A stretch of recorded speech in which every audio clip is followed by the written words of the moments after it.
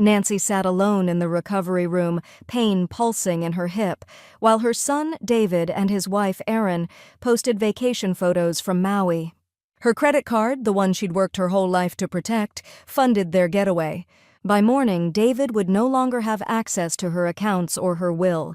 She had spent decades as his mother. Now, she was the one in control. And when David came for what he thought was rightfully his, the documents would answer for her. Before we begin, may I ask, where in this big, beautiful world are you listening from? It's always a quiet honor to know who's sharing this space. Drop it in the comments, and don't forget to subscribe. The fluorescent lights hummed low above her as Nancy blinked through the fog of anesthesia. The recovery room swam in muted pastels, curtains the color of dishwater, plastic tubing coiled like vines above each bed. She could feel the stiffness in her hip, a dull throb pressing up through layers of gauze and nerve endings. Something stronger than pain pulled her awake. She turned her head slowly toward the doorway. Empty. She blinked at the wall clock, 3:17 p.m. They'd promised. David said they'd be there by noon, right after check-in. Erin had even texted her a thumbs-up emoji last night, casual assurance typed out like punctuation.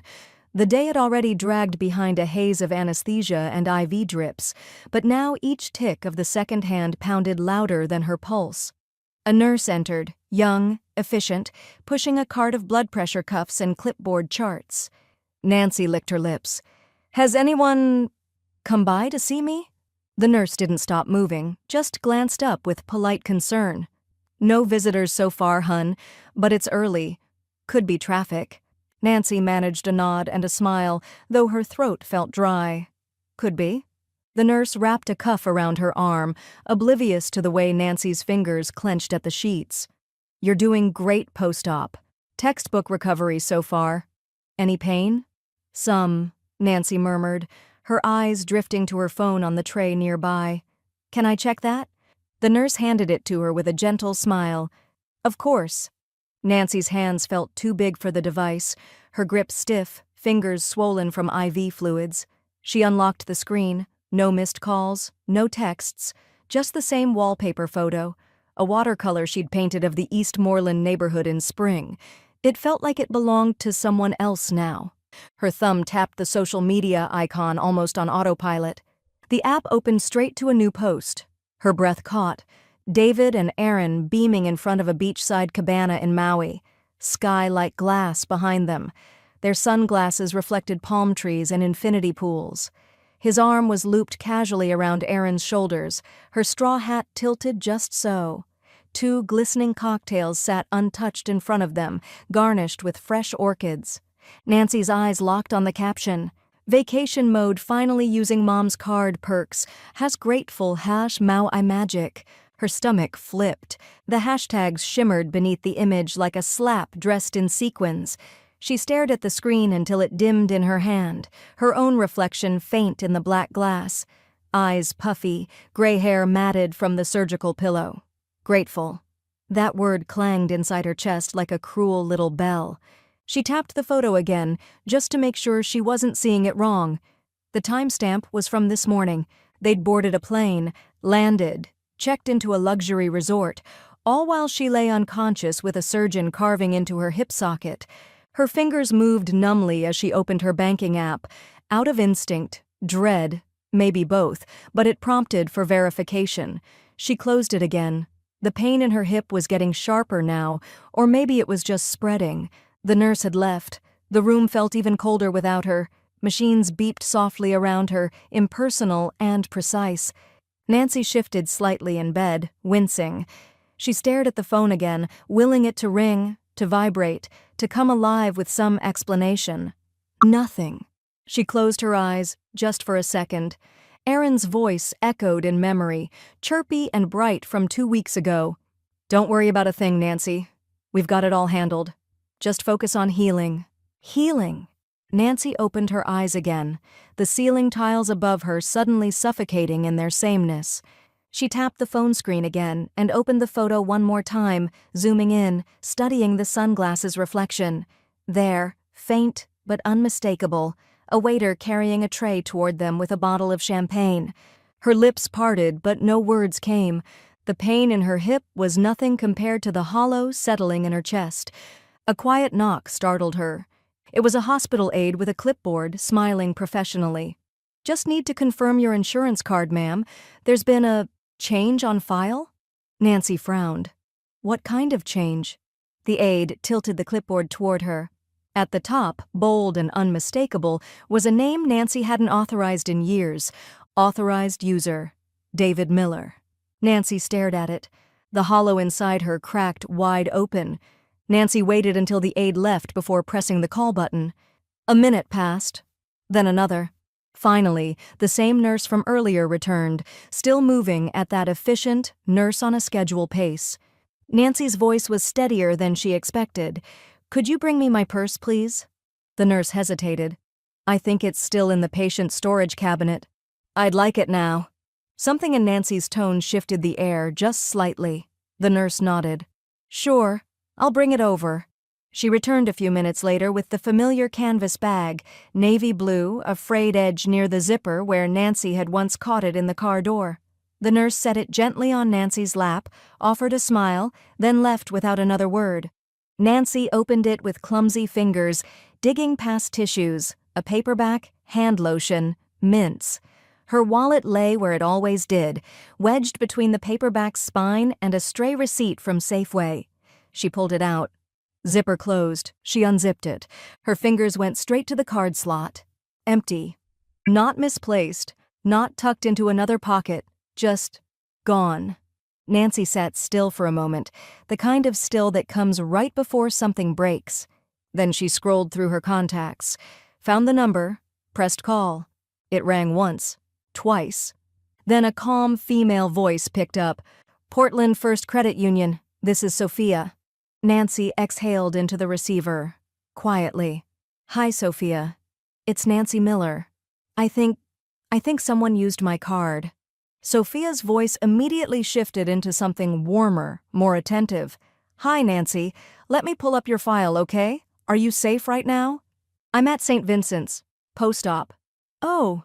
Sophia paused, the soft click of keys filling the line. "How are you feeling?" "I'm not sure yet.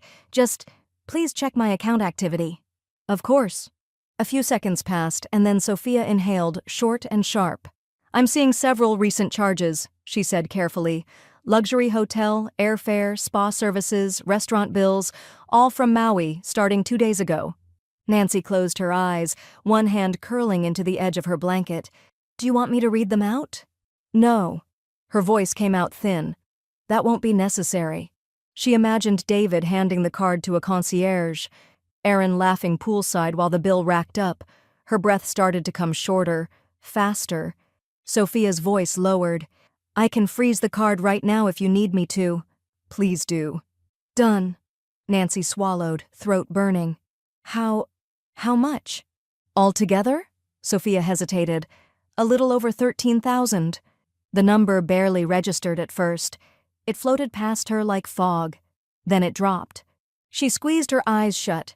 That was half her monthly pension, years of disciplined saving so she could afford to age on her own terms. She thought of the loose railing on her porch, the outdated furnace she'd put off replacing, a lifetime of modest choices, frugal habits, packed lunches, secondhand blouses, gone in 3 days of Mai Tais and massages. Is there any way to— "We'll open a fraud investigation," Sophia said gently. "You'll need to sign a few forms. But yes, this qualifies." Nancy opened her eyes. The room hadn't changed, but it felt as though the walls had closed in. "I'll send a courier to your home with the statements and paperwork," Sophia continued.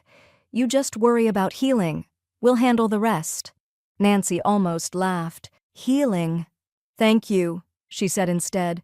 Her voice was stiff, the way it got when she was trying not to cry in front of anyone. "You've been very kind." After they hung up, Nancy didn't move. Her phone slipped from her hand onto the blanket. She stared straight ahead, unblinking, as the monitor beside her kept up its slow, impersonal beeping. She wasn't surprised. That's what gutted her the most.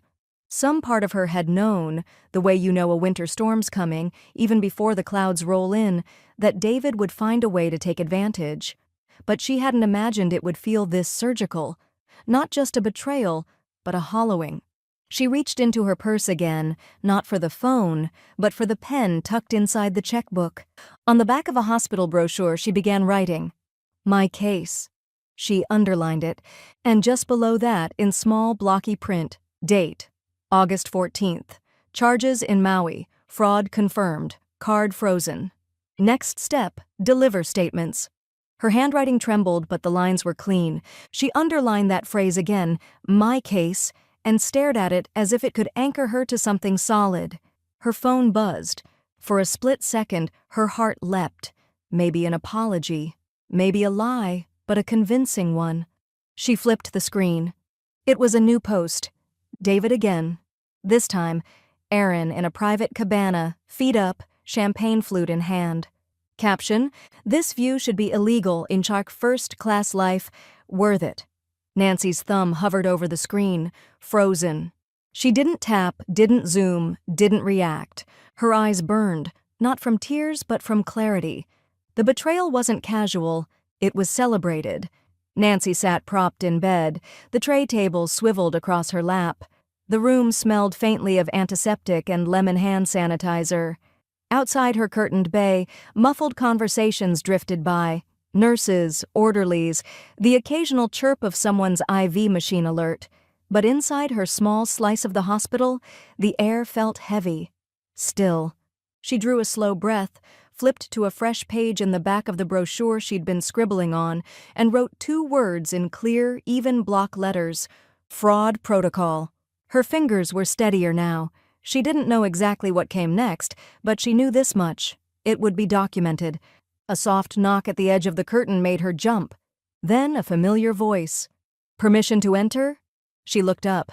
Jared Wong stood just outside the curtain, holding a brown paper bag with a deli logo and a half-smile that wasn't pitying, just grounded. "You look like you could use something better than pudding." Nancy managed the closest thing to a laugh she'd had all day. "That's an understatement." He pulled a chair over and handed her the bag.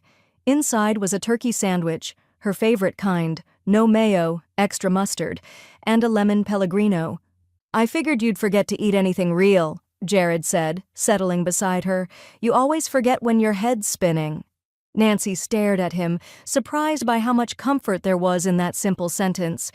"I'm guessing from the look on your face that the spinning hasn't stopped." "Not even slowed," she said, then exhaled.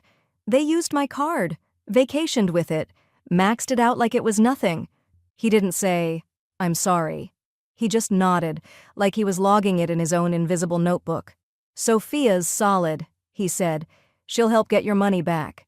Nancy looked down at her notes again. "It's not about the money." "I know," Jared said, "but getting it back might help." She was quiet a long moment. Then, slowly, she reached into the bedside drawer and pulled out a fresh, lined notebook. It had been tucked away beneath the hospital-issued socks and pamphlets on post-op care. "I asked the nurse for this morning," she said. She opened to the first page. "My case," she'd written at the top, underlined twice in blue pen. Beneath it, dates, charges, names, notes. "David always counted on me being too tired or too nice to make waves," she said. "But I'm not tired, I'm just sore." "And sore," Jared said gently, "is temporary." A smile tugged at the edge of her mouth. Another knock at the curtain. This time it was a nurse with a manila envelope in hand. "Courier from Portland First Credit Union," she said, setting it on the tray table.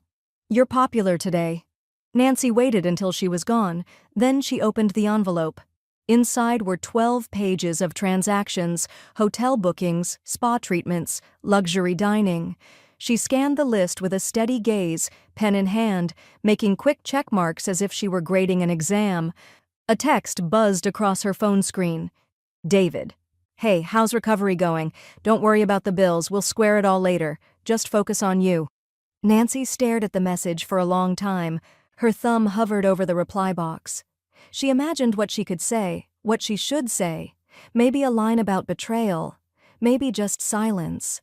In the end, she tapped the screen, marked as unread. The phone buzzed again a few seconds later, but she didn't look this time. Instead, she opened the next page of her notebook. Across the top, she wrote, Action Plan. Beneath it, Contact Attorney. Change Power of Attorney. Lock down remaining accounts. Document everything. She closed the notebook softly and laid it beside her. The ache in her hip was still there, but it felt distant now. Background noise. What replaced it was sharper, cleaner, resolve. She picked up the credit union statements again, studied the hotel name, the transaction times, the meal orders. One stood out, a champagne tasting at a vineyard just outside Lahaina. The timestamp was the same hour she was being wheeled out of surgery, too drowsy to speak. Her eyes narrowed. They didn't even wait a day. 3 days after discharge, Nancy stood in the lobby of a glass and steel office building just off Pioneer Courthouse Square, her cane planted firmly in one hand and a folder tucked tight beneath the other arm. She'd traded her hospital gown for a slate gray cardigan and slacks, every movement still stiff but determined. Her Uber had dropped her at the curb, and she'd refused help from the driver, inching her way through the revolving doors like a woman walking into court, not consultation. The elevator ride to the 12th floor was quiet except for the faint buzz of fluorescent lighting and the clipped, tinny voice reading off floors. She gripped the handrail, breathing through the pain blooming in her hip with each mechanical rise. When the doors opened, a woman at the front desk gave her a practiced smile. "Ms. Miller?" Nancy nodded. "Linda Park is ready for you. Go on back."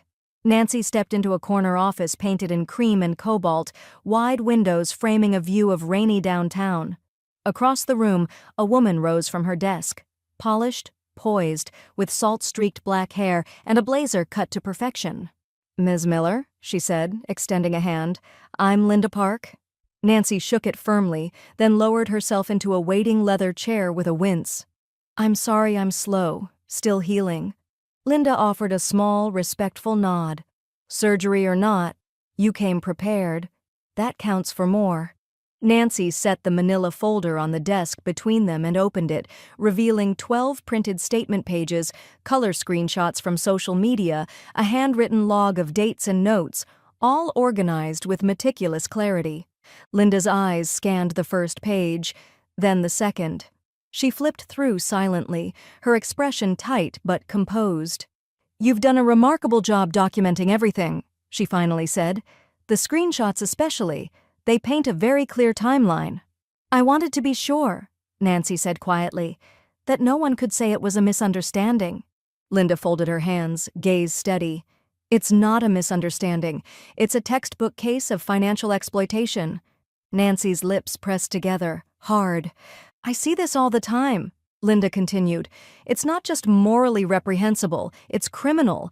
Oregon law classifies elder financial abuse as a felony if the amount exceeds $10,000. She tapped the printed statements. "We're well over that." Nancy looked out the window for a moment, rain ticking softly against the glass. "You think it'll matter?" Linda didn't hesitate. "If we act fast, yes. The first step is to remove David's access to any of your finances. Power of attorney, shared accounts, anything with his name on it. Do you have a living will or estate plan?" "Yes, he's listed as my financial agent." Linda nodded slowly. "Then we change that today." She rose and walked to a filing cabinet, pulling out a slim folder marked POA, Immediate Revocation. Inside were 2 forms, blank but ready. This gives you full control again. It names a new agent, someone you trust, and formally revokes David's ability to access, transfer, or authorize anything under your name. Nancy stared at the forms for a long moment, then she reached for her pen. "I'd like to assign Sophia Reyes as my agent," she said. "She's the branch manager at Portland First. She already knows what's going on." Linda lifted an eyebrow, clearly impressed. "That's a smart move." As Nancy filled in the lines, name, address, signature, she could feel the tide turning, not all at once, but in steady, visible ripples. Each stroke of the pen carved a little deeper into her resolve. When she finished, Linda took the forms, slid them into a secure folder, and turned back toward her. "I'll file these with the state by end of day. You'll get notarized copies tomorrow." Nancy nodded. Her breath came easier now, like a belt had been loosened around her ribs. After that, Linda said, we begin phase 2, recovery and restitution. Nancy gave a faint smile. Not revenge? Linda tilted her head. In my world, they're the same thing. A beat of silence passed, heavy but not uncomfortable. Then Nancy reached into her tote and pulled out a final folded page. She slid it across the desk. Linda opened it. It was a printout of a Facebook post. Erin in a spa robe, captioned, "Mom's card got us this deep tissue bliss, deserved gratitude." Linda blinked once, then set the paper down with surgical calm. They really didn't think this through. No, Nancy said. They thought I'd lie in bed and forget. A silence settled between them again, thicker now, the way air changes right before a storm breaks. Linda reached for her tablet. We'll make sure they regret underestimating you. Just then, Nancy's phone buzzed in her bag. She glanced at the screen. David. Again. Hey, call me when you can. Stuff's getting weird with the bank. Did you do something? Nancy locked the screen without replying. Instead, she looked back up at Linda. Her voice was steady now. Cold. Let's move fast. The sun broke through the Portland clouds for the first time in days, casting sharp rectangles of light across Nancy's living room rug. She sat upright on the edge of her armchair, the notebook open on her lap, her cane resting against the side table. Her hip still ached, post-surgical soreness that pulsed in sync with her heartbeat, but she'd learned how to move through it. Like everything else lately, the house was quiet, the kind of quiet you don't notice until someone ruins it. Her phone rang. She didn't recognize the number, but she knew. Hawaii area code. She let it ring twice more before answering. Hello? David's voice arrived too brightly. Hey, Mom. Just wanted to check in. How's the hip? The silence on her end stretched long and deliberate. He filled it, nervously. I mean, we've been thinking about you. Erin wanted to send flowers, but we figured you'd still be at the hospital, and you know how they are about deliveries. Nancy didn't flinch. The account's been frozen. David went quiet. A beat. 2. What? She said it again, firmer. The credit card, frozen. The fraud team's already opened a case. On the other end, she could hear the distant sound of water, maybe a pool, maybe the ocean, and the clink of silverware. David's voice cracked slightly. Whoa, hold on, Mom. What are you talking about? We were just… Look, we didn't think… I didn't give you permission, she said flatly. Not for the card, not for the account, not for any of it. I was going to pay you back, David said quickly. It was just supposed to be, a treat. You're always saying you want us to relax more. We thought… The background noise shifted, a shuffle, a sharper tone. Erin's voice cut in. Is she serious right now? Then louder, directly into the phone. You're freezing the card while we're traveling, Nancy? Are you trying to make us look like criminals? Nancy stayed silent, letting the accusation dangle in the air like a wire without insulation. You always twist things, Erin snapped. You just want control, even from a hospital bed. This is your way of punishing us for going without you. Nancy's voice dropped to a near whisper, more lethal than shouting. Don't talk to me like I'm someone you can manage. Erin huffed. Unbelievable. And then, in the background, she seriously lost it. Nancy ended the call without another word. She stared at the phone for a long moment afterward, then set it down like it had dirtied her hand.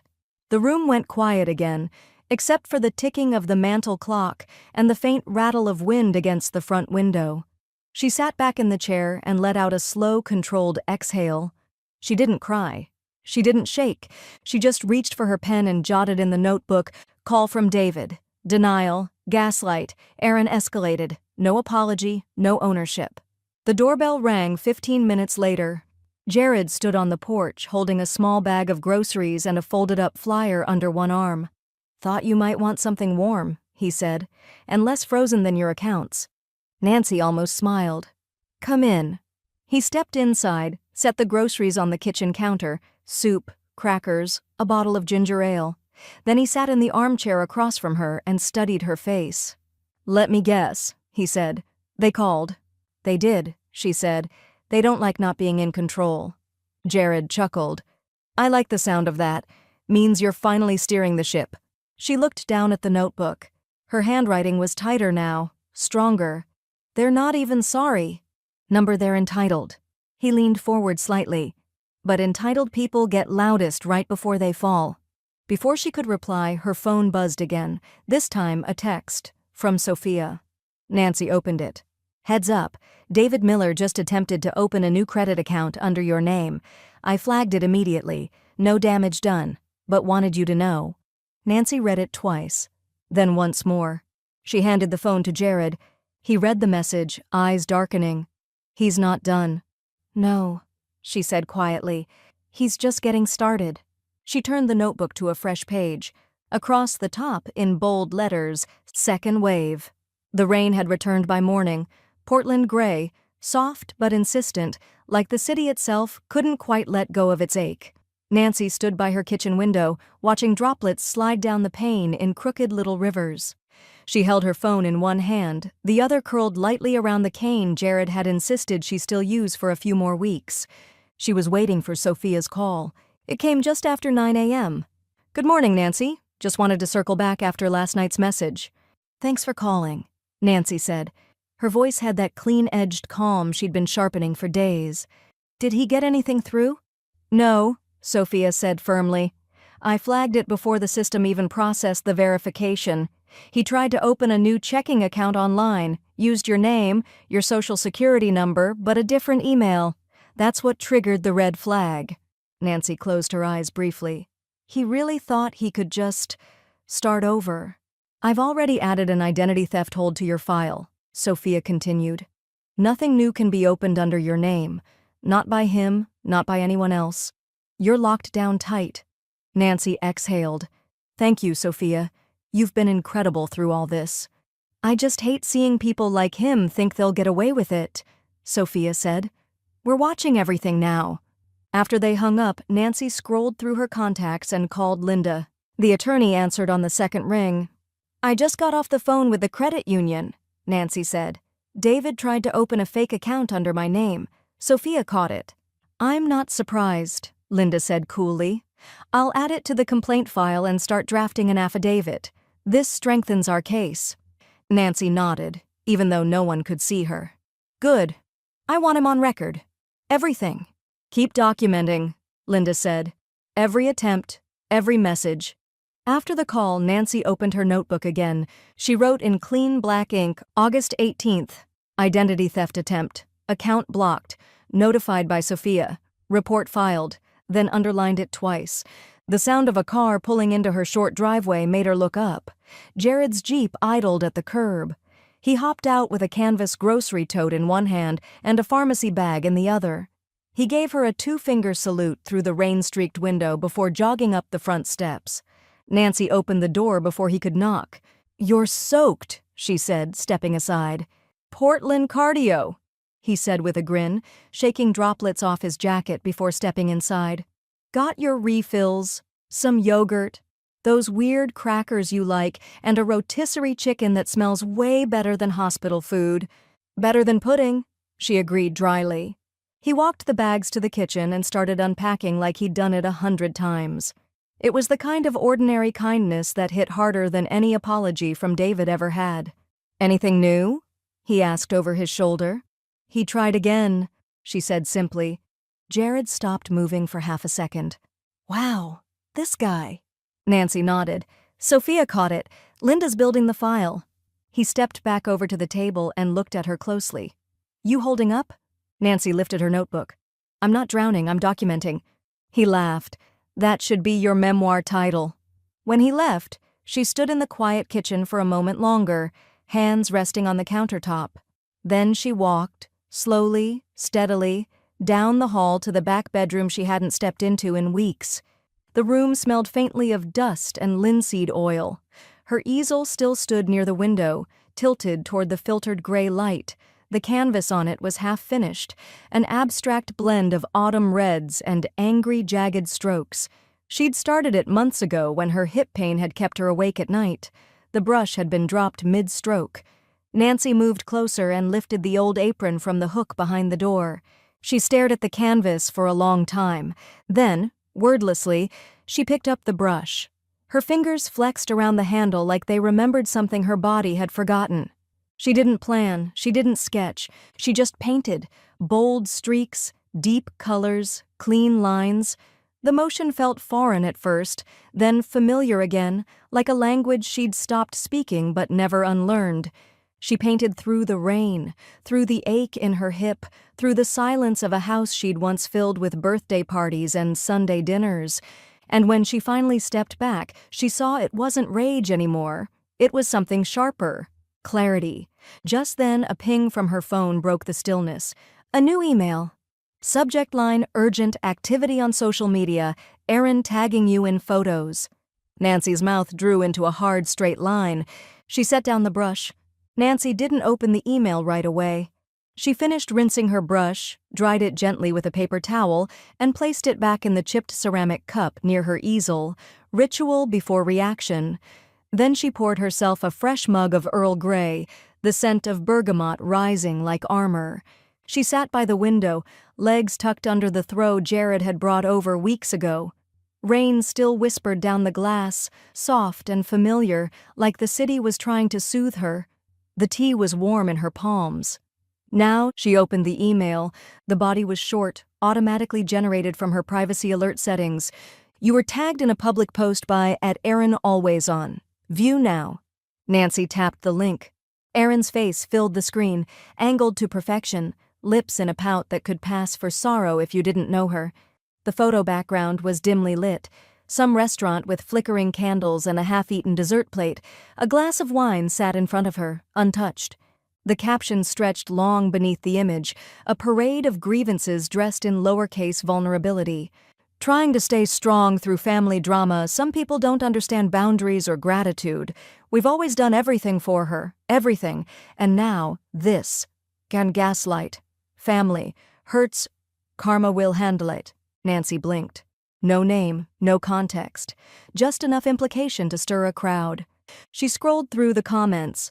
Emoji hearts, sending prayers, and one especially sharp line from a mutual acquaintance. OMG, can't believe she's still treating you this way. You've been so patient. Nancy calmly took a screenshot. She saved the image to a new folder on her phone. My case. Public misrepresentation. August 19th. Then she set the phone aside and picked up her tea again. 10 minutes later, Jared let himself in with a 2-knock announcement. Didn't want to surprise you. Brought you that blueberry loaf from Sparrow. Still warm. He walked into the kitchen, shaking the rain from his jacket like a dog, then paused when he saw her sitting there, phone face down, eyes steady. You good? Erin posted, Nancy said, not looking up. Jared raised an eyebrow. Oh? She wants sympathy this week. He slid into the chair across from her and opened the paper bag. The smell of butter and sugar filled the space. Let me guess. Cryptic caption, dramatic lighting, probably a wine glass within frame? Nancy nodded. Bonus points for hashtags. Jared broke off a piece of the loaf, handed it to her. You want me to screenshot it and make a wall print? Frame it as your first gallery piece post-recovery? That almost got a smile out of her. No, she said. Let her post whatever she wants. That's the only control she's got left. Jared whistled softly. Ice in your veins today. She looked at him. Clarity, not ice. He nodded, eyes thoughtful. Even better. Later that afternoon, Nancy met with Linda again, this time at her home, papers spread out across the dining table between them like a chess match nearing endgame. The updated will sat in the center, printed and ready. You're sure? Linda asked. Nancy didn't hesitate. 100%. She signed the papers slowly, carefully, each stroke of ink deliberate. The final beneficiary list had changed. David was gone. So was Erin. In their place, the Portland Art Center, the Oregon Women's Foundation, and a local hospice nonprofit that had cared for Nancy's late neighbor with startling grace. They build things, she said. They don't just take. Linda offered her a quiet nod, then slid the documents back into her briefcase. Copies will be delivered by Monday. Originals are with me. You're protected now. After Linda left, Nancy returned to her chair by the window. The rain had thinned to mist, softening the outlines of her garden. Her tea had gone cold, but she sipped it anyway. A new calm wrapped itself around her, not relief exactly, but something stronger, something chosen. She wasn't reacting anymore. She was editing, refining, reclaiming. She picked up her phone again, scrolled briefly through the tags, and muted Aaron's account. Then, out of instinct, she opened her messages, one new thread, from an unknown number. The preview line chilled her. "Just FYI, David told us you're not well. He said the fraud stuff is a mix-up." Nancy didn't tap. Not yet. She reached for her notebook instead. The meeting was set for 10:30 a.m. at Brew and Bloom, a boutique coffee shop tucked between a yoga studio and a candle store in southeast Portland. Nancy arrived 15 minutes early, cane in one hand, notebook in the other, her lips pressed in a thin, unreadable line. She chose a table near the window, not far from the register, public enough to discourage theatrics, private enough for war. A teenage barista offered a smile she didn't return. "Chamomile, please," she said. "No sugar." The tea arrived with a ceramic honeybee stirred into the cup's glaze. Nancy ignored it and opened her notebook instead. The top of today's page read, "Meeting, David and Aaron, August 20th. She wasn't there to argue. She was there to observe. At 10:34, they arrived. Late, but not enough to comment on. David entered first, his tan slightly faded, wearing a zip-up jacket over a Maui t-shirt. Aaron followed, in oversized sunglasses and leggings that looked more like performance than comfort. They spotted her, and David offered a sheepish smile. Aaron didn't smile at all. "Nancy," David said as they approached, already using that too soft tone, like he was comforting a dog afraid of thunder. "Thanks for meeting us." Nancy said nothing, only closed her notebook and set it beside her tea. David took the chair across from her, Aaron sliding in next to him, removing her sunglasses slowly like a villain in a midday soap. He started in quickly. "Look, this has all gotten blown way out of proportion. The card, we never thought it'd come to this. I mean, we've used it before, right? You never had a problem then?" She kept her gaze steady, unblinking. Aaron folded her arms. "And suddenly it's fraud? You're accusing your own family? Publicly?" "You've posted more than I have," Nancy said coolly. Aaron's eyes flashed. "That was a private expression of my pain. You've turned this into a circus." David cut in too fast. "I told people it was a misunderstanding, that you weren't feeling well, that the hospital meds were—" "I'm off the meds," Nancy said. Her tone didn't rise. If anything, it got quieter. "And the misunderstanding was thinking I wouldn't notice what you did." David's knee started bouncing. Aaron leaned forward, trying to regain control of the tempo. "You're humiliating us," she said. "People are asking questions. They think we stole from you." Nancy tilted her head slightly. "Should they not?" "You were never good with boundaries," Aaron hissed. "You raised David to think guilt was currency. And now you're playing the victim because you weren't invited to Maui." Nancy looked down at her tea, took a small sip, set it down. She didn't answer. David tried again. "Look, we can fix this. Let's just drop the charges, talk to the credit union, say it was a family miscommunication. If we keep this going, it's going to hurt all of us." At that moment, the door opened. Jared walked in, rain-speckled jacket zipped halfway, holding a reusable mug from the clinic cafe. He saw them instantly, nodded at Nancy, and walked directly over. "Morning," he said simply. David blinked. "Hey, man. Didn't know you'd be here." "I'm not here for you," Jared said. He pulled up a chair and sat beside Nancy. His presence shifted the air, grounded it, steadied it. Aaron visibly stiffened. "Oh," she said. "Of course. You bring backup now?" Nancy didn't look at her. She leaned toward Jared slightly. They wanted to clear the air. Jared said, sipping from his mug. "Smells more like spin control." Aaron pushed back from the table slightly. "This is ridiculous." David reached for the last card in his deck. "You're really willing to throw your family away over a few misunderstandings?" Nancy turned to him, slowly, calmly, as if measuring the weight of the moment.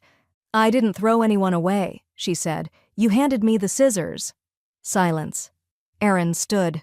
"We shouldn't have come." David hesitated, then followed her out the door. Neither of them looked back. Jared leaned in. "You okay?" Nancy stared out the window at their retreating forms. "I didn't speak for years," she said. I let guilt translate everything.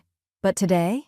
She opened her notebook again, wrote one line, witnessed denial in public daylight, no remorse, no leadership, exit confirmed. She closed the book with a soft snap. I'm just getting started. The check came folded in a plain white envelope, the kind that usually carried junk ads or sympathy cards. But this envelope had weight, financial and emotional. Nancy opened it slowly, seated at her kitchen counter with her notebook already open beside her. The return address read, Portland First Credit Union, Fraud Recovery Department. Inside was a single page, formal letterhead, confirmation of the investigation's resolution, and beneath it, the figure she'd already memorized from the statements. $13,482.61, payable to Nancy A. Miller. She let her fingers trace the embossed credit union seal for a moment, then picked up her pen and wrote in her logbook, August 23rd, full reimbursement received. Fraud confirmed. Closed case. For the first time in weeks, her shoulders eased without conscious effort. It wasn't just the money, it was the validation, the acknowledgement that someone with authority saw what had happened and called it what it was. By noon, she was standing inside the downtown branch, the check in one hand and her cane in the other. Sophia met her at the glass door and offered a warm, no-nonsense smile. Let's put that where they can't touch it. Nancy followed her past the teller line and into a small private office. The blinds were cracked just enough to let in streaks of sun that cut across Sophia's desk. We'll deposit this directly into your trust account, Sophia said, already logging into the system. It's protected, inaccessible to anyone without express notarized access, which is just you. Nancy nodded. That's what I want. Sophia looked up. How are you holding up? Really? Nancy considered the question. Stronger, she said. Not healed, but clearer. Sophia nodded slowly. That clarity? It's earned. Most people fold by now. I don't fold, Nancy said. I reframe. When she walked out 20 minutes later, the check was deposited, the paperwork complete, and a new quiet pride warmed her bones as much as the late summer sun. That evening, Jared picked her up in his Jeep and drove them to the food cart pod off 11th and Hawthorne, where the air smelled like fire-roasted peppers and garlic butter and ambition. Long strings of outdoor lights blinked over picnic tables, and the hum of Friday night life buzzed from every direction. I figured it was time for a real meal, he said, holding out a paper tray of Korean BBQ tacos and sweet potato fries. Also, I owed you for not punching David. Nancy took a bite of the taco, closed her eyes, and let the flavor sink in. No need. Watching him flounder in his own performance art was satisfying enough. They found a quiet table near a food cart window with no line. Jared cracked open 2 cans of ginger beer and slid one across the table. To victories, he said, lifting his can. Nancy tapped hers gently to his, and to not going back. They ate in silence for a while, people watching and listening to the occasional burst of laughter or the sizzle of something cooking on a flat-top grill. Nancy felt a strange joy in the smallness of the moment, no lies, no manipulation, no edges to walk, just freedom tucked inside the ordinary.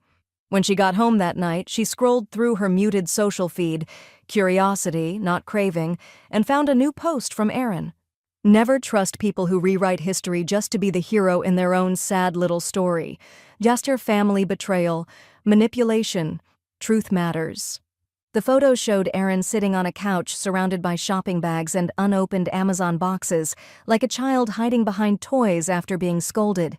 Nancy didn't even bother to screenshot it. She simply closed the app and dropped the phone onto the couch beside her.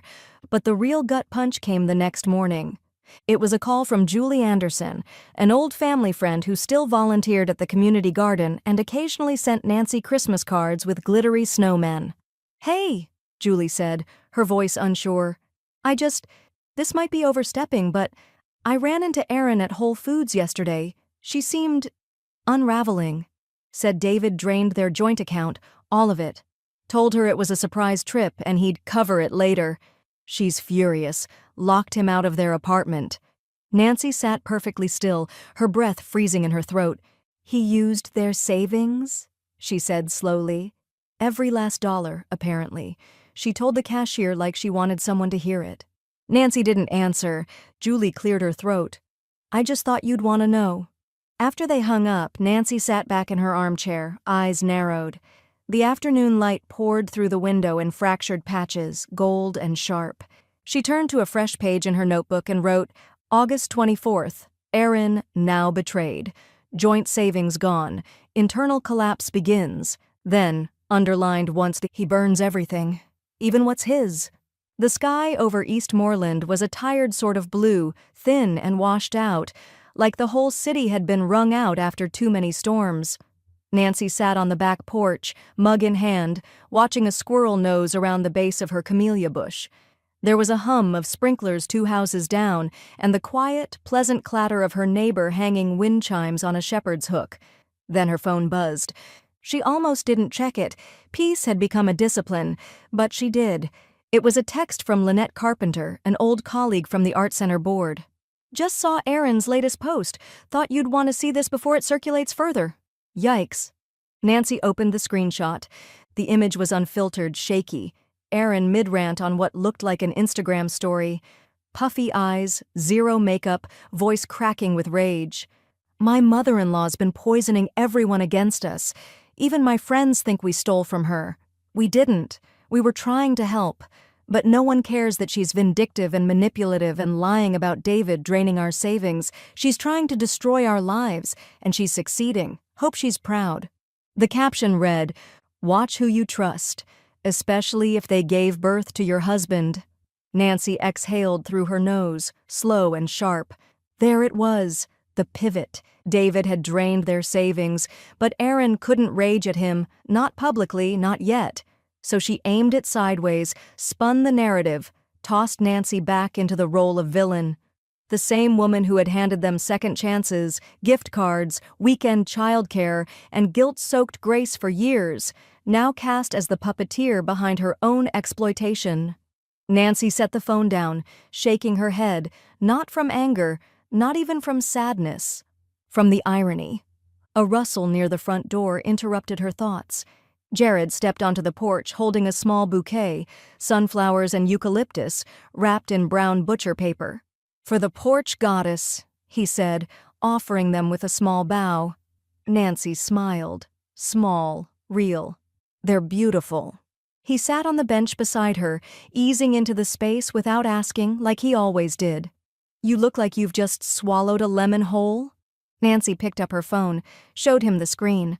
He watched the clip in silence. Then, wow, you've got yourself a real Shakespearean villain there. Ironic, Nancy said. I spent most of my life trying to be liked by people who now accuse me of villainy. Jared shrugged. That's usually how it goes. You stop enabling, they call it betrayal. She was quiet for a beat. I didn't want this, she said. No, he agreed. But you didn't dodge it either. And that matters. She turned to look at him. You think I'm being cruel? He shook his head. I think you're finally being clear, and clarity gets called cruelty when people benefit from your confusion. Nancy looked down at the bouquet. Her hand tightened just slightly around the stems. I used to think resilience meant putting up with things, she said. Now I think it means removing the weight that never belonged to you. Jared smiled at that. Put that on a mug. She laughed, really laughed, and the sound surprised even her. It felt like wind finally moving through a window that had been painted shut. An hour later, after Jared left, she walked back into the studio. Her body still moved with caution, but her mind felt sharper than it had in years. She pulled a fresh canvas from the corner, unwrapped it, and set it on the easel. She didn't pick up where she left off. That painting was done, archived in her own private gallery of survival. This one was different. It started with a wide streak of cobalt blue, then streaks of amber, teal, crimson. No sketches, no rules. She painted with her whole arm, messy, bold strokes that didn't ask permission. This wasn't a picture of pain, it was a declaration. Each motion carved out something she hadn't known was trapped, not just grief or betrayal, but decades of swallowed silence. She didn't hear her phone buzz until the final brushstroke landed.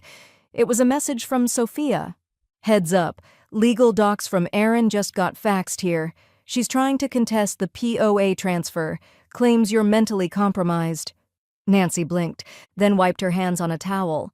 Slowly, she picked up her pen and opened her notebook. August 25th. Aaron retaliates. Contests mental fitness. Claims fraud. Initiating legal counterprep. She drew a box around it, and this time, she wrote in red. The courthouse smelled like paper and old ambition. Nancy sat stiffly in the hallway outside courtroom 3B, her hands folded over the same notebook that had traveled with her through pain, lies, and revelation. Beside her, Linda adjusted her blazer and scrolled through a digital folder on her tablet, sharp-eyed and unmoved. Across the hall, David leaned against a vending machine, talking to no one. Aaron sat on the bench beside him, arms crossed, lips tight, looking everywhere except at Nancy. The irony wasn't lost on her. The same woman who once used her kitchen like a stage now barely made eye contact in public. The courtroom door opened. A bailiff stepped out. "Case number 48-21-CV, Miller v. Miller, financial exploitation and fraud. Both parties please enter." Nancy rose slowly, gripping her cane, and followed Linda inside. The room was smaller than she'd imagined. Nothing dramatic, no gallery of strangers gasping, just wood-paneled walls, a modest bench, a single U.S. flag drooping slightly in the corner, and the quiet precision of justice grinding forward.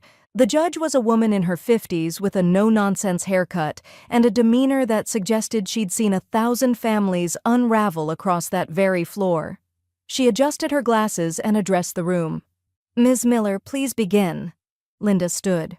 "Your Honor, today we present documented evidence of elder financial abuse totaling over $13,000, committed by the plaintiff's son and his spouse during a period in which Ms. Miller was under general anesthesia and post-surgical recovery." She handed the bailiff a stack of exhibits, screenshots, statements, fraud reports, legal filings. Nancy recognized them all, pages she'd curated with surgical precision. The judge flipped through them, eyebrows arching only once. At Aaron's spa photo, perhaps. "Defense?" the judge asked, tone flat. David shifted uncomfortably in his chair. His attorney, a nervous man with a cheap suit and too much cologne, stood up. "Your Honor, we believe this was a misunderstanding between family members. There was no malicious intent. My client was under the impression that he had implied permission to use the funds. It was never concealed. They tagged her in several posts." "Posts are not legal documentation," the judge interrupted, voice clipped. "Continue." As the defense droned on, Nancy let her gaze drift to David. He hadn't looked at her once, not even when Linda read aloud the transaction summary. Not when the screenshots displayed his caption, "Finally using Mom's card perks." His eyes stayed fixed on the polished floor, as if looking down might shrink the moment small enough to escape it. Then came her turn. Linda touched Nancy's arm gently. "You ready?" Nancy stood. She did not need the script they'd prepared. "I'm not here out of spite," she said, her voice firm and deliberate. "I'm here because silence made me complicit for too long."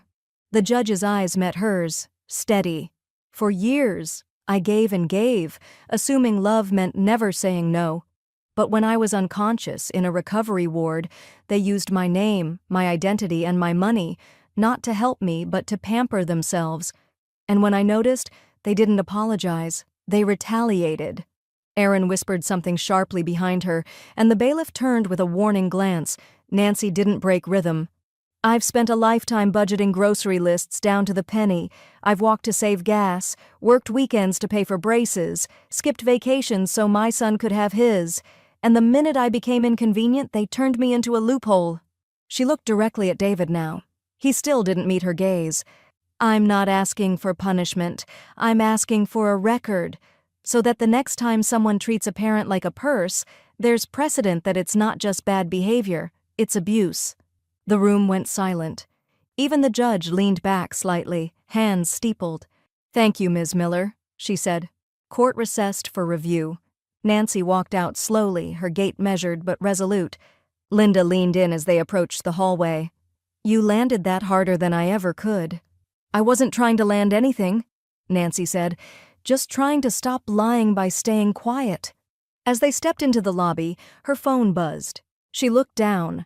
Voicemail from an unknown number. She clicked play. A man's voice. Strained, anxious. "Nancy, this is Anthony from the Art Center. I wasn't sure how to say this, but someone anonymously requested a hold on your scholarship pledge. They claimed you're being investigated for fraud. It's probably nothing, but should we talk?" Nancy didn't respond. She slowly, calmly, slid the phone into her coat pocket and pulled out her pen. The ink was still drying on the court transcript when Nancy climbed the narrow stairs to Linda's office for the final time. The sky outside was pale and cloudless, the kind of crisp September morning that tricked you into forgetting what came before it. But Nancy hadn't forgotten. She carried every bruise in her notebook like ink pressed between chapters. Linda's office smelled faintly of leather and peppermint oil. The windows were cracked just enough to let in the breeze, and the conference table was set with 2 neat stacks of documents, a signature pad, and 2 ballpoint pens laid with surgical precision. Nancy set her cane beside the chair and sat down, exhaling once. "Is it ready?" she asked. Linda gave a single, affirming nod. "This version is bulletproof. No gaps, no ambiguity. You're in full control." Nancy reached into her bag and pulled out the envelope from the Portland Art Center, the brochure for the scholarship program they'd begun drafting last year, back when she still thought David might one day help her administer it. She laid it beside the documents, gently, like laying flowers on a grave. "I want the Art Center as the primary beneficiary," she said. 50% of the trust, the rest split between the Hospice Foundation and the Women's Fund." Linda made a few final notes, then slid the will toward her. Initial and sign wherever marked. Nancy picked up the pen. Her grip was steady now. She didn't hesitate, not like last time. Every signature was deliberate, final, earned. She reached the final page, paused for a moment, and signed her full name. Nancy Annette Miller. Linda smiled. "You just gave Clarity a paper trail." At that moment, the office door opened. "Is this the will party?" Jared asked, stepping inside with his usual half grin and a cup carrier holding 2 coffees and a small paper-wrapped muffin. "You're just in time," Nancy said. "I need a witness." Linda handed him a separate form. "State law requires an unrelated witness for the final clause. You'll do." Jared scrawled his name in that boyish, left-handed slant and set the pen down. "So, are we celebrating or burning something?" Nancy chuckled softly. "Both." When it was done, Linda gathered the signed pages and slipped them into a blue legal folder. "You'll get certified copies in 2 business days," she said. "But this is official." Nancy felt something lift, not just from her shoulders, but from her history, like someone had opened a long, sealed window and let a gust of truth blow out the dust. Outside, the air was sharper than expected, early fall in Portland, where summer ends with a single, stubborn gust. She stepped carefully down the front steps, Jared walking beside her in that unspoken way he always did, present but never intrusive. "You okay?" he asked. She looked up, her hair fluttered slightly in the wind, her scarf dancing like punctuation. "I feel unburdened," she said. "Not safe, not finished, but light." They reached the corner and she paused beneath a street lamp still dripping from morning dew. "I'm funding it now," she said suddenly. Jared blinked. "The scholarship?" "Why wait for death?" she said. "They tried to delay it with lies. That tells me it's more powerful than I even realized." He gave a low whistle. "That's a power move." She smiled, not smug, not cruel, just sovereign. Back at home, Nancy opened her laptop and navigated to the Art Center's donation page. She entered the full amount, the same figure David had stolen and been forced to return. $13,482.61. Nancy A. Miller Art for Resilience Scholarship. She clicked Submit and watched the confirmation screen blink to life. Done. She closed the lid. Her phone buzzed again. This time, it was a group message thread she hadn't seen in over a year, extended cousins and family friends. "Erin's saying you've disinherited David out of spite, says you're unstable, wants to tell her side. Should we be concerned?" Nancy stared at the screen. Then, quietly, she opened her notebook. September 2nd, legacy funded. Resistance continues. Character war begins. She didn't reply, but her fingers hovered over the screen for a long moment before typing just 2 words. Watch carefully. She didn't send it. Yet. The envelope Nancy dropped into the mailbox felt heavier than it should have, not from the check inside. It was only a single slip of paper, after all, but from everything it carried: silence unspoken, dignity reclaimed, inheritance rewritten. She stood for a moment at the edge of her walkway, eyes tracing the path the mail truck would soon follow. Then she let it go, literally and figuratively, and turned back toward the house. Inside, the kettle whistled. She poured 2 mugs of herbal tea, the same chamomile blend Jared always teased her about, retirement in a cup. But today it didn't feel like retreat. It felt like victory. Jared arrived 10 minutes later, coat still damp from mist and grin already forming. "Mail it?" he asked, toeing off his boots. She handed him a mug. "Mailed and sealed. To the next generation of artists," he said, lifting his cup. "May they never trust someone named David." Nancy laughed, the sound lighter now. "Let's not curse the name, just the entitlement." They settled into their familiar seats, she on the armchair near the window, he in the rocker with the creaky joint. Outside, a few golden leaves floated past the glass like slow-motion confetti. Her phone rang. Private number. She didn't need caller ID. There was a tone to certain moments that let you know exactly who was calling. She answered without hesitation. "Hello?" A pause. Then David's voice, raw, smaller than she'd ever heard it. "Mom?" She didn't reply. "I heard about the will, about the scholarship." Another silence. Look, I know you probably hate me, but I never thought it would get this far. Erin's furious. She moved out, said I destroyed everything. I don't even know where to start." Still, Nancy said nothing. His voice cracked. "I was stupid. I was selfish. I thought you'd forgive me like always. I didn't realize you were done." She could hear him breathing, hear the plea hiding behind every word. "I'm sorry, Mom, I mean it." Nancy let it sit between them for a beat. Then, calmly, she ended the call. No drama, no declaration, just the clean, efficient sound of release. She set the phone down and took another sip of tea. Jared didn't ask. He just said, "That felt earned." "It did," she said. And for the first time in weeks, she leaned back in the chair, not from exhaustion, but ease. Her shoulders loosened, her breathing deepened, the clench in her gut, the guardedness in her eyes, they softened. She felt decades younger, not in body, in soul. She glanced around the room, the new painting on the easel, the tidy row of legal folders stacked by the fireplace, her notebook open to the latest entry. September 3rd, legacy secured, will finalized, scholarship active. The quiet wasn't empty anymore. It was whole. They talked for an hour about nothing: rain, soup recipes, a weirdly aggressive squirrel in Jared's alley, and when he left, he said only, "You built something. You didn't just survive them, you replaced them." Nancy stood at the window after he left, watching the light shift. She didn't cry, she didn't sigh. She simply stood taller. Then her phone buzzed, a new email. Subject line, Nancy A. Miller Scholarship Dedication Ceremony. Invitation. Her breath caught. She opened it.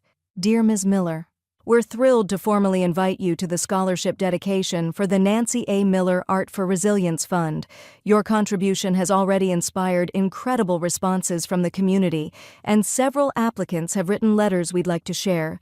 The ceremony will be held at the Portland Art Center Auditorium on the 15th. We would be honored if you would speak briefly to the students and artists in attendance. With deep gratitude, Anthony Guerrero, Director." She read it twice, then a third time. She walked over to her notebook and flipped to the next clean page.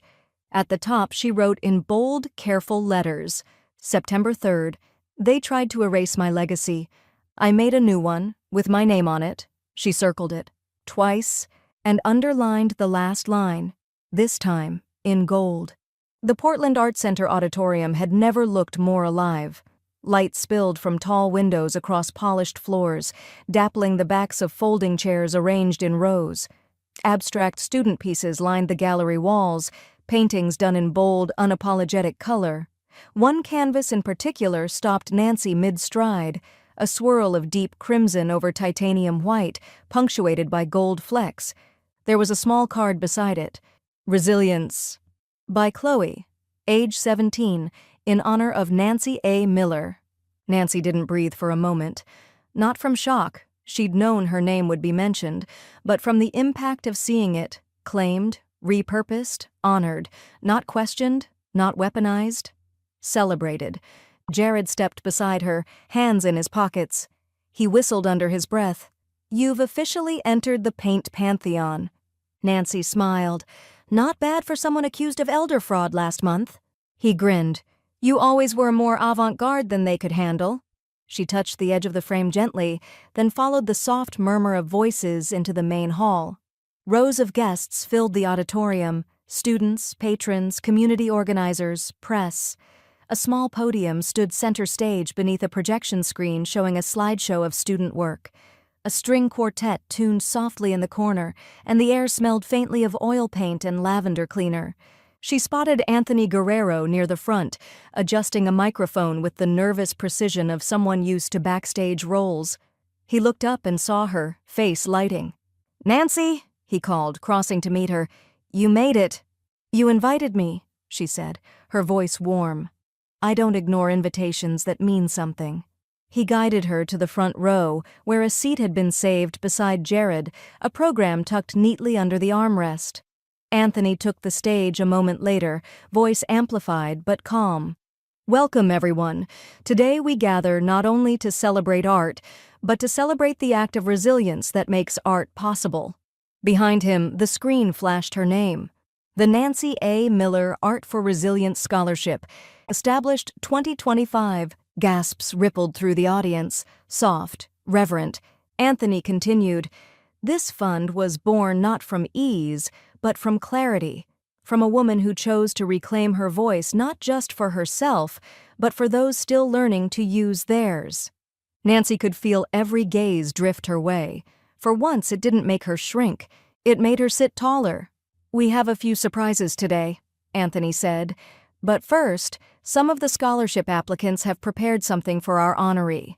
The lights dimmed slightly as 3 student artists stepped on stage, each carrying a painting. They stood in a line, one by one, presenting their work, each one a reflection of the word resilience. None of them were portraits of her, and yet each one was. Brushstroke declarations, torn edges healed with gold leaf. One piece, a jagged triptych stitched back together with threads of red yarn, nearly stole her breath. "I didn't think you'd cry," Jared whispered. "I'm not," she murmured, blinking fast. "I'm absorbing." The audience applauded softly as the students bowed and stepped off stage. Then Anthony returned to the mic. "Now it is my great honor to introduce Nancy herself, if she's willing to say a few words." Jared nudged her knee. "You've got this." Nancy stood slowly, her cane steady in one hand, her steps quiet on the wooden floor. She climbed the 2 steps to the podium and adjusted the mic. She took no notes with her, just her breath. "I spent a long time thinking I had to earn space," she began. "In conversations, in families, in the world. I gave because I thought that was love. And when that giving became a kind of silence, I told myself it was dignity." A hush fell. No coughs, no shifting chairs, just listening. But silence isn't always grace. Sometimes it's how we disappear. Sometimes it's how legacies are stolen one swipe at a time. A pause. Her voice never wavered. "This scholarship is not a punishment, it's a pivot. From guilt to truth, from obligation to offering. You," she looked out at the students, "are why I'm not bitter. You're why I didn't break."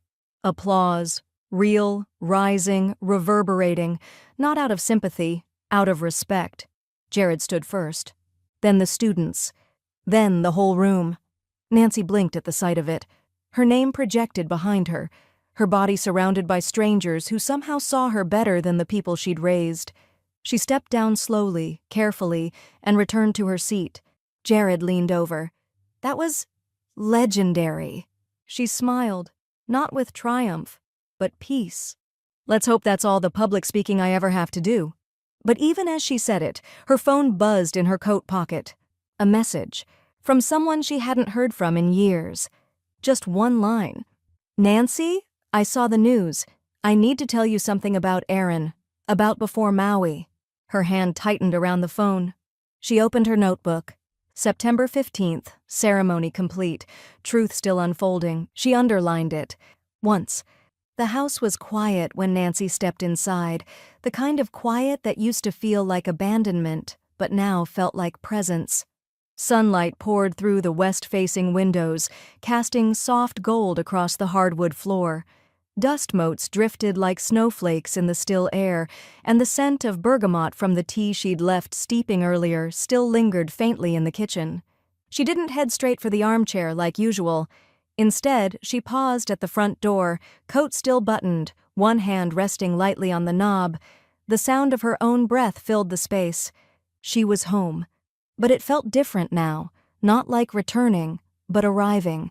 She stepped out of her shoes, slipped off her scarf, and moved toward the living room with careful, deliberate steps. The cane tapped gently on the floor with every few strides, but even that sound felt softened somehow. Familiar. Heron. In the center of the coffee table, next to her worn ceramic teacup, sat the framed scholarship certificate Anthony had handed her at the end of the ceremony. The Nancy A. Miller Art for Resilience Fund, in honor of enduring clarity, chosen truth, and reclaimed voice. She stared at it for a long moment. Then she sat down slowly in the armchair, letting her body settle into its contours like an old friend. Her knees bent easier now, her spine less rigid. The soreness in her hip was still there, but it no longer led the conversation. She poured herself the cup of tea, still warm in the insulated pot. Steam rose, catching the light in soft, curling strands. She inhaled once. Deep. Her phone buzzed. She didn't rush to check it. When she did, it was as expected.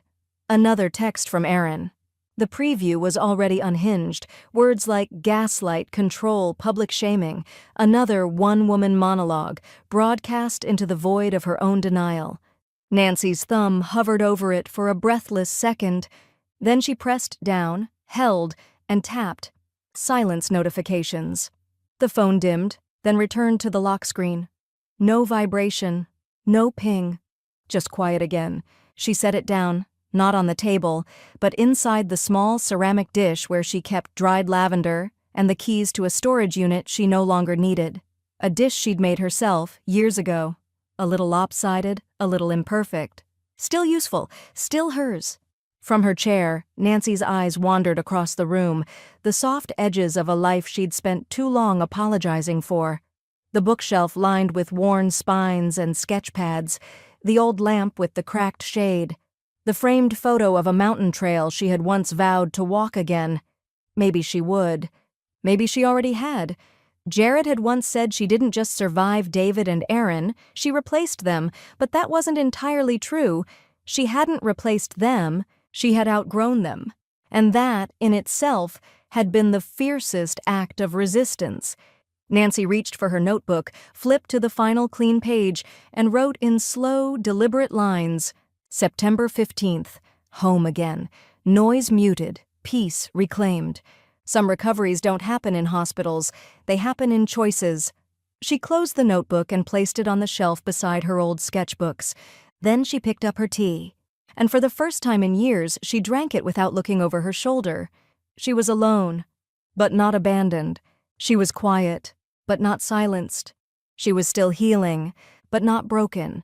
Just a woman in her living room surrounded by color, memory, and air that finally felt like hers, and a name they couldn't take back.